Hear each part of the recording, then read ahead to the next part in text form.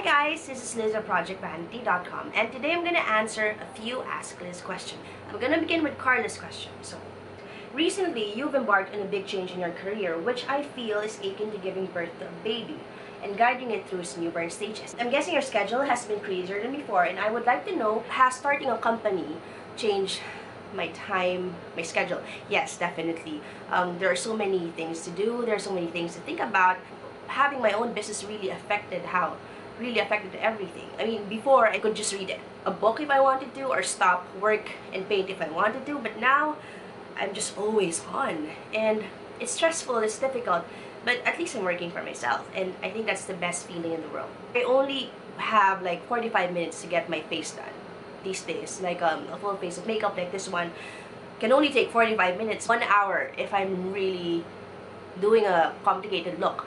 But if I'm just doing like if I'm just stepping out for groceries or maybe tennis, I can actually do makeup in less than 15 minutes because, you know, I don't really need to use a lot of stuff. That's the beauty of knowing a lot of products that work for me.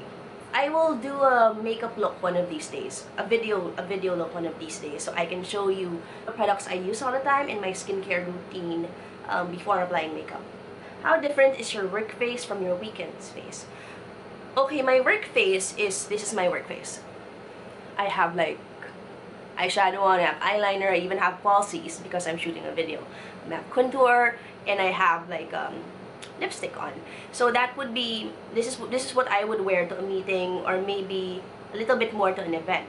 But if I'm just going out on the weekend, it's really just CC cream or tinted moisturizer, some concealer if there's any spots, eyebrows, and maybe a tint for both the cheek and lips. So I don't really do my eyes when I'm just going out to casual stuff.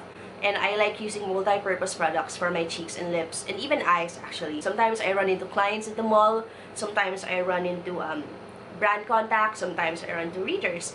And yeah, I need to look, there's always a pressure to look good. It's kind of part of the job, and it's a fun part of the job, so I'm not gonna complain. So that is Carla's question. Claire Reyes asked, what's the silliest thing you've ever done in the name of beauty or for the sake of my vlog?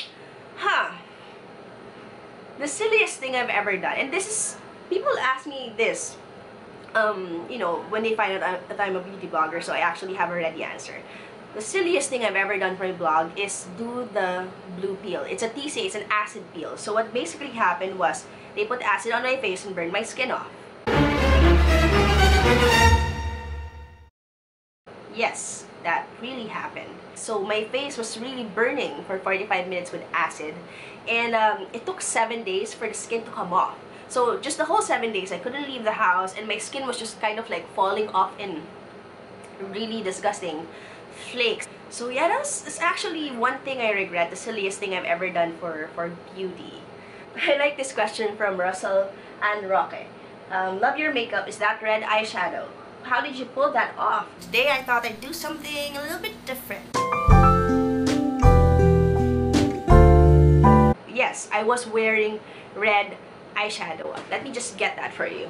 And the red eyeshadow is from my BDL Expert Color eye book. It's this red shade. I'm using Pantone 704 on my lids that day, and I think it was really fun. I was off to an event, hence I was wearing loud eyeshadow, and I thought, you know what, why not try red eyeshadow? Who knows, it might just work out. And it did work out. I loved it. I was wearing it with, I think, some chocolate brown on the outer V and some tan around my crease. So that's how to make eyeshadow work.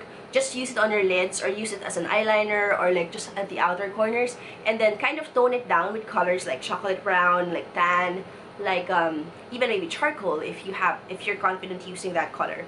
So yeah, red eyeshadow actually really looks good in Asian skin, so I highly recommend wearing it at least a few times in your life. It's really fun. So Carmela Terada asked, will you release your own brand of beauty products? If you will, what kind of image will it have? If no, will you do a gallery of your paintings, since you also have love arts and they're so beautiful and inspiring? Thank you, Carmela. I really appreciated that. Am I gonna come out with a makeup brand? I want to in the future. I've actually worked on a makeup product last year, but I decided not to launch it because it's not the right time. In the future though, I would want a full line of products. Something like milk. Have you heard of milk?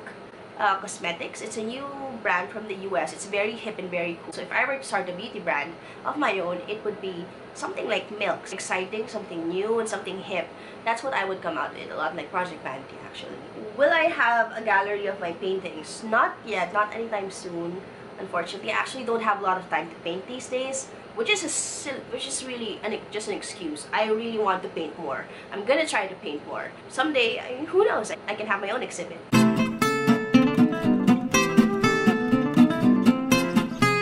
Will the Philippines ever be a trendsetter? Right now, no. We don't really have a lot of manufacturing capability when it comes to cosmetics. Here in the Philippines, soaps do really well actually. Soaps and lotions made in the Philippines really do well outside of the Philippines. And if we're talking about cosmetics like lipstick, eyeliner, foundation, there are not a lot of amazing ones being made here right now, and there are not a lot of innovation.